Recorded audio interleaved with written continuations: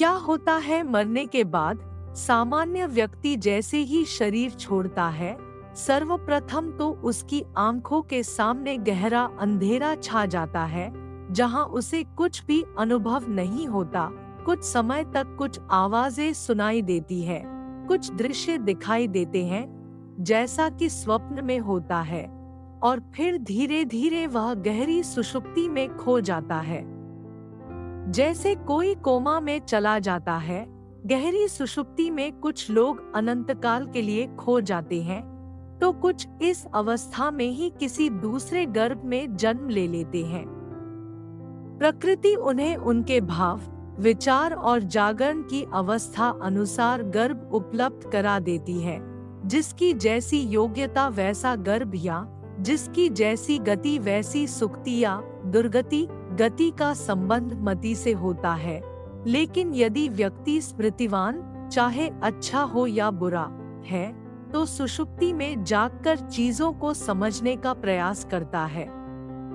फिर भी वह जागृत और स्वप्न अवस्था में भेद नहीं कर पाता है। वह कुछ कुछ जागा हुआ और कुछ कुछ सोया हुआ सा रहता है, लेकिन उसे उसके मरने की खबर रहती है। जब हम गति की बात करते हैं, तो 3 तरह की गति होती है: सामान्य गति, सद्गति और दुर्गति। तामसिक प्रवृत्ति व कर्म से दुर्गति ही प्राप्त होती है, अर्थात इसकी कोई गारंटी नहीं है कि व्यक्ति कब, कहां और कैसी योनि में जन्म ले। यह चेतना में डिमोशन जैसा है, लेकिन कभी कभी व्यक्ति की किस्मत भी काम कर जाती है।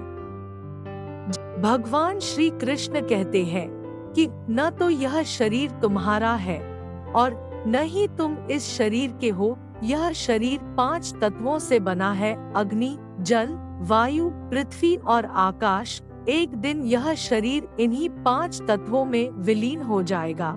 जब शरीर छूटता है तो व्यक्ति के साथ क्या होता है, यह सवाल सदियों पुराना है। इस संबंध में जनमानस के चित्त पर रहस्य का पर्दा आज भी कायम है, जबकि इसका हल खोज लिया गया है। फिर भी यह बात विज्ञान सम्मत नहीं मानी जाती, क्योंकि यह धर्म का विषय है। मुख्यतः 3 तरह के शरीर होते हैं: स्थूल, सूक्ष्म और कारण। व्यक्ति जब मरता है तो स्थूल शरीर छोड़कर पूर्णतः सूक्ष्म में ही विराजमान हो जाता है। सूक्ष्म शरीर के विस्मृत होने के बाद व्यक्ति दूसरा शरीर धारण कर लेता है, लेकिन कारण शरीर बीज रूप है जो अनंत जन्मों तक हमारे साथ रहता है। व्यक्ति रोज मरता है और रोज पैदा होता है, लेकिन उसे इस बात का आभास नहीं होता।